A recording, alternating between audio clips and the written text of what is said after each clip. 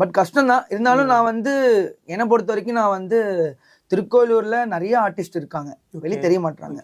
So நான் வச்ச காரணன்றது வந்து அதுவும் இருக்கணும். இன்னொன்று வந்து எனக்கு வந்து கம்ஃபர்டபுளாக ஒர்க் பண்ணணும்னா எனக்கு இங்கே இருந்தால் தான் எனக்கு ஒர்க் பண்ண முடியும். வெளியே போயிட்டு அம்மா பாட்டு பெரிய மாட்டேன் நான்.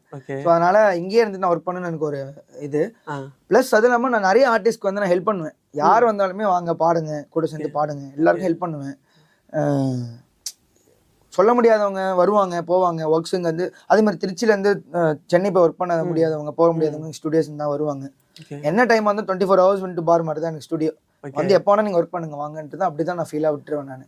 ஓகே, இந்த அனிருத் எல்லாம் அவங்க இதுலயே உட்காந்துருப்பாங்க ஸ்டுடியோலயே. அதையும் தாண்டி வெளில போறதா இருந்தா மொட்டை மாடி தான் கண்டிப்பா. அதை தவிர எங்கேயும் போக மாட்டேன். சோ நீங்க மொட்டை மாடியிலேயே ஸ்டுடியோ போட்டீங்க.